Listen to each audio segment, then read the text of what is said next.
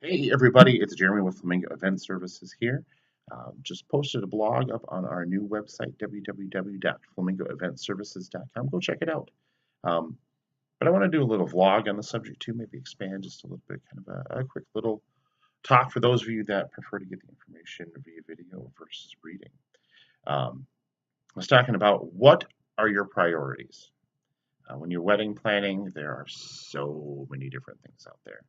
There are a dozen venues that have various options, and not all have the same options. And some let you bring in caterers, and some have cool decor, and some are more affordable. And then there's DJs. Well, this guy over here, he offers everything. He does uplighting and photo booths, and this guy over here, he's less expensive. And this photographer, I really like their style, but I get more time with photographer B. And there's so many choices. You can literally run yourself in circles and throw your hands up. And I see it all the time on the wedding blog that I follow. Brides just saying, "Is it too late to elope?" Because they let themselves run ragged. They've not delegated and they take everything in. So here's my advice. After doing this for 13 years, I've got a couple of opinions that I want to offer for you. First step: stop, take a breath. It will be okay. You will get through it all. It will come out in the end. Just remember that the end goal is that you want to get married. And at the end of the day, when you say I do, it's all worth it. So, some tips before you go out, start spending money, before you go out and start checking out venues, before you do anything. Sit down with your fiance, sit down with your parents, sit down with whomever has a vested interest in your wedding, whoever is going to be opening up their checkbook for your wedding, and have a real conversation about what is our budget. How much money do we have available for our wedding? Because that number is going to make a lot of decisions for you. Everybody would love a fairy tale wedding at Disney World, but most of us don't have the budget for that. So you need to sit down, have real conversations about, how much cash do we have? Do we have 5 grand? Do we have 50 grand? Do we have 100 grand? Find those answers out. Whatever that number is, figure it out. And then from there, start to prioritize. Step number 2, prioritize.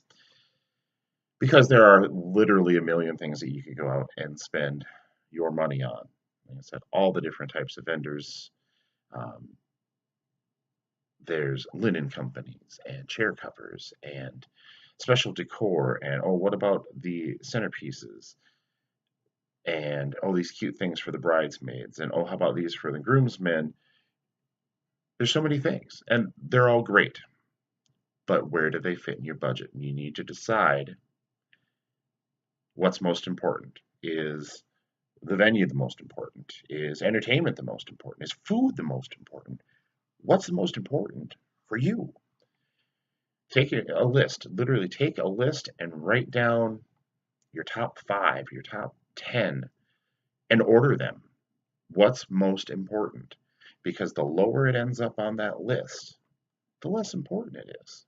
Spend the more money on the things that are most important, the things that are going to make your day all about you, and less about the things that, eh, those would be cool, but it's not going to make or break the day.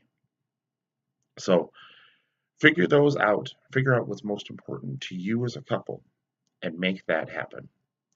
And the third thing, and this is sometimes the hardest thing, is be confident in your decisions.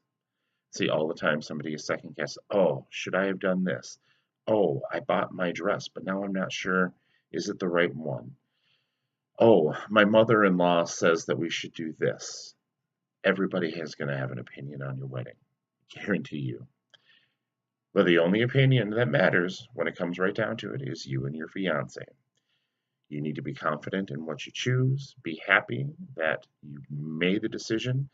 That's why you also need to, not buy on an impulse. Make sure you get to know your vendors, make sure you feel confident that they are trustworthy, that you trust them to do their job on your big day.